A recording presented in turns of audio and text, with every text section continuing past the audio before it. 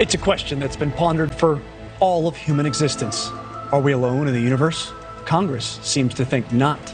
A bill recently approved by the Senate committee in charge of overseeing the U.S. intelligence community would change the definition of a U.F.O. to, among other things, explicitly exclude man-made objects. And that means there are non-man-made objects out there. So what does the government know, and will we ever know the whole truth to the question of if life exists outside of this Earth? To find out more, let's bring in Avi Loeb, a professor and astrophysicist. He's also the founding director of Harvard's Black Hole Initiative and the director of the Institute for Theory and Computation at the Harvard-Smithsonian Center for Astrophysics. That's a very long title that makes you smarter than me. Thanks for joining us, sir. Thanks for having me. You could have saved time by calling me Farm Boy. That's where I grew up. Farm Boy. Avi Loeb is joining us now. What are the implications of this new definition of UFO, recently approved by the Senate Select Committee on Intelligence? It specifically excludes man-made objects from that definition, so there must be non-man-made objects. Right. Human-made objects are a matter of national security. We want to know what our adversaries possess. But if there is an object behaving differently or well above our technological capabilities, and it doesn't look natural, then it's a matter of science. It probably doesn't adhere to national borders. And it's about time for scientists to clear up the fog. The government must have data that it hadn't released, which is of much higher quality than the blurry images we are looking at right now.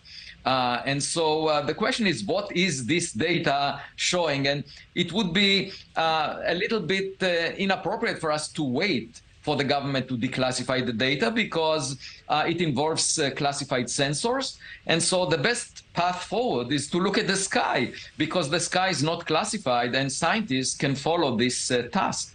Yeah, you can't just be like, well, maybe there's some non-man-made objects out there and then leave it at that. This revised definition of the UFO, it also includes something called transmedium objects. What is a transmedium object? Why would lawmakers include that in this new language? Well, that's very interesting because in the past it was all about objects moving in the air, but now they're talking about objects going into the ocean, in between the air and the water and coming back again. And so it means that there is some data that we don't have access to, which indicates that. Otherwise, they wouldn't put this language.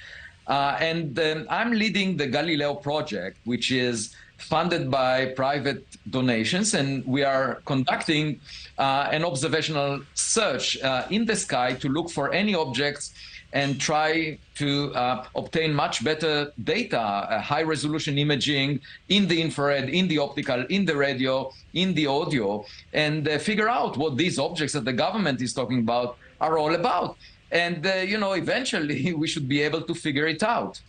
Well, it's fine. I find it interesting because what you're essentially saying is you are going to be joining a group that is going to be looking for things that apparently the U.S. government has already seen, and you could save a lot of time and money by them just handing you this information. Yes, in principle, but our data will be open to the public. This is a question of great public interest. I should say that as an astronomer, only over the past 5 years, we discovered the first 3 objects from outside the solar system. And the first 2 of them, a meteor which landed near Papua New Guinea, and an object which passed near the Earth called Oumuamua, both of them were weird. They didn't look like the rocks we had seen before from the solar system, didn't look like a comet or an asteroid. And as a result of that, I decided to explore this further using the scientific method. And my hope is that in the coming year or 2, we'll have much better data. We can clear up this mystery and figure out what these objects are. And if they came from outside of this Earth and they are technological in origin, that would have a huge impact on the future of humanity. I love that scientific term you just used. They were weird. There's a Fermi paradox out there, right? That's mathematically more likely than not that there are other lives out there, that there are extraterrestrials. So where are they? So my question to you is, first of all, do you believe in that paradox, that it has to be true that they're out there? And also, does that mean we're not alone? And where are they? Well, you can sit at the sofa at home and say, I don't hear a knock on the door, therefore I don't have neighbors.